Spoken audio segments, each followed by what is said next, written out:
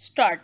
यह दोबारा ही नहीं दुगुना मजबूत होकर लौटा है। खबरों से निकलकर कोरोना संकट अब हमारे घरों में दस्तक देने लगा है।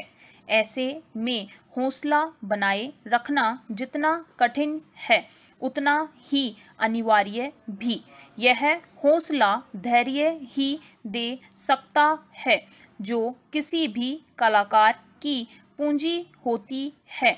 दुनिया की सबसे खूबसूरत प्रस्तर प्रतिमाओं में शुमार की जाने वाली यक्षिणी के संदर्भ में कवि विनय कुमार की पंक्तियां गौरतलब है।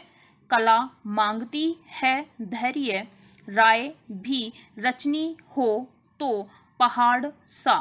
अधीर शिल्पी एक सिलबट्टा भी नहीं रच सकता। वाकई धैर्य के बगैर कला संभव ही नहीं। एक एक आलाप के लिए वर्षों की साधना बगैर धैर्य के हो ही नहीं सकती। मिथिला पेंटिंग की लकीरों को देखें, चकित करती है। गांवों में मेहनत मजदूरी करते कलाकारों का धैर्य देखकर आश्चर्य होता है। किस तरह लाखों महीन लकीरों को एक समान दूरी में खींच कर वे विलक्षण आकृति गढ़ लेते हैं। आज किसी भी कलाकर्म के लिए स्थितियां अनुकूल नहीं, न तो समाज उनकी स्वीकार्यता के लिए तैयार है, न ही हम स्वयं शारीरिक और मानसिक रूप से तैयार हैं। ऐसे में अपने धैर्य की पूंजी को जागृत करने की आवश्यकता बढ़ गई है ताकि इस संकट के समय में कलाकार अपने को किसी सार्थक भूमिका के लिए तैयार कर सके। हम कलाकार बनकर स्थितियां अनुकूल होने की प्रतीक्षा नहीं करते। आज जरूरत है मनुष्य बनकर मनुष्य के साथ खड़े होने की। जिस समाज ने हमें अपने से ऊंचा मंच दिया उसके साथ खड़े होने की। पैरा। महत्वपूर्ण यह नहीं है कि कलाकार क्या करते हैं, महत्वपूर्ण है कि कलाकार क्या कर रहे हैं। उल्लेखनीय है कि दिल्ली के कई कलाकार समूह में सोशल साइट से संपर्क कर व्यापक रूप से जरूरतमंदों को ऑक्सीजन की उपलब्धता सुनिश्चित करने में सहयोग कर रहे हैं। पटना में कई कलाकारों ने जरूरतमंदों के घर पर पका हुआ भोजन पहुंचाने की जवाबदेही उठाई है। मिथिला पेंटिंग के कलाकार बीते वर्ष से ही मास्क बनाने और उसे लोकप्रिय बनाने में सक्रिय है। निश्चित रूप से ऐसी ही भूमिका और भी स्थानों पर कलाकार निभा रहे होंगे। यही समय की जरूरत भी है। आज धैर्य के साथ खड़े होना ही सबसे बड़ा संबल बन सकता है। पैरा। हम मनुष्य पृथ्वी पर हजारों वर्षों से है।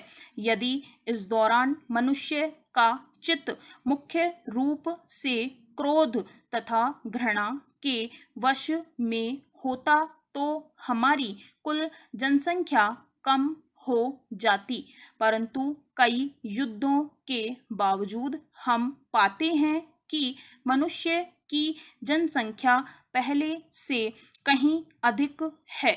इससे स्पष्ट होता है कि संसार में प्रेम तथा करुणा प्रबल है।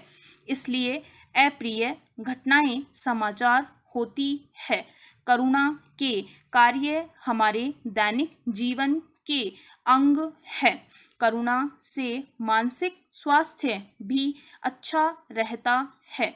निजी अनुभव के आधार पर मैं दृढ़ता से कह सकता हूँ कि करुणा तथा अच्छे स्वास्थ्य का सीधा संबंध है।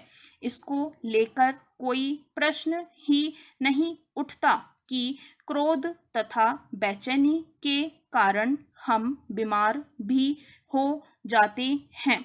मानसिक शांति केवल करुणापूर्ण प्रवृत्ति से आती है। सवाल यह है कि हम इसका विकास किस प्रकार से कर सकते हैं।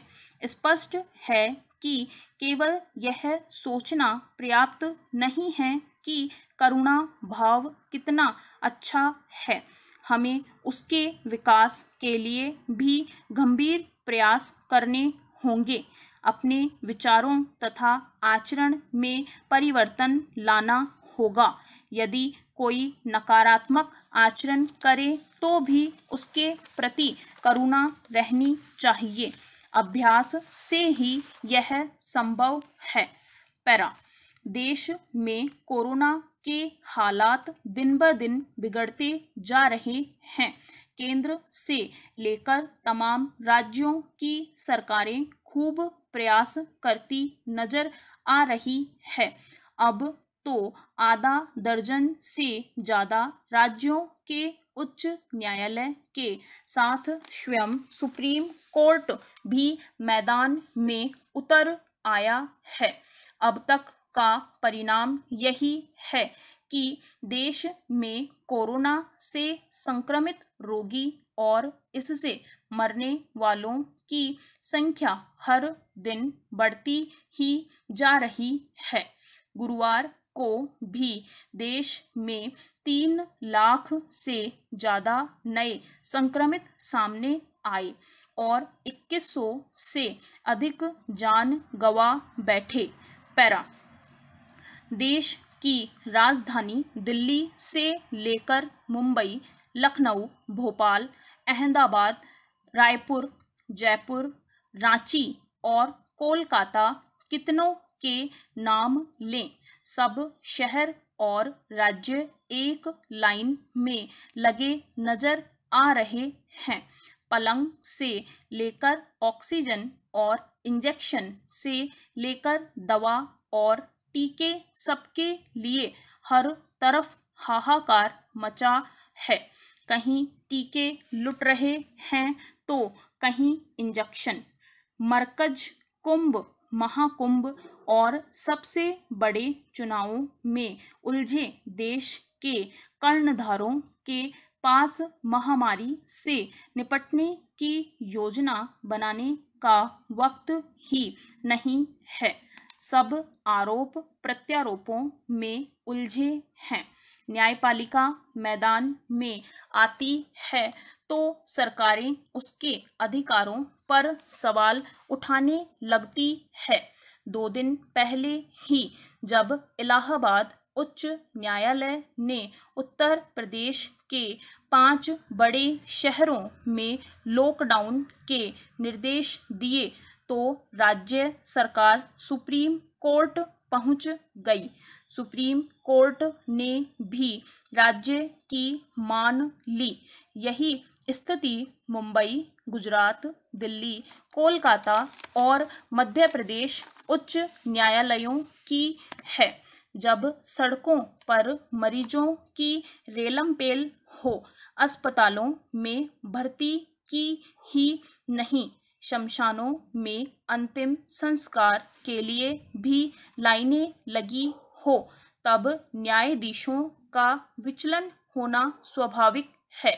मध्य प्रदेश हाईकोर्ट के मुख्य न्यायाधीश मोहम्मद रफीक ने सही ही कहा कि जो हालात है, इन्हीं सब याचिकाओं पर न्यायालय और सरकारों में टकराव को देखते हुए शुक्रवार को सर्वोच्च न्यायालय ने आगे बढ़कर मामला अपने पास ले लिया।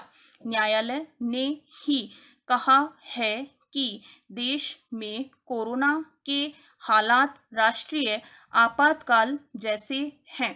देशवासियों की उम्मीद की आखिरी किरण न्यायालय और न्यायाधीश ही है। उसने केंद्र सरकार से 24 घंटे में इस महामारी से पार पाने की कार्य योजना मांग कर सही शुरुआत की है। अब वक्त और समय देने का नहीं, परंतु ठोस निर्देश देकर उनकी हर दिन पालना रिपोर्ट लेने का है। स्टॉप। Thank you. इस चैनल को सब्सक्राइब करें और बेल आइकन को प्रेस करें ताकि लेटेस्ट वीडियो की जानकारी आप तक सबसे पहले पहुंच सके। वीडियो को लाइक और डिसलाइक अवश्य करें। कोई सुझाव और प्रश्न हो तो कमेंट बॉक्स में लिखें और वीडियो को अपने फ्रेंड्स और क्लासमेट्स को शेयर करें।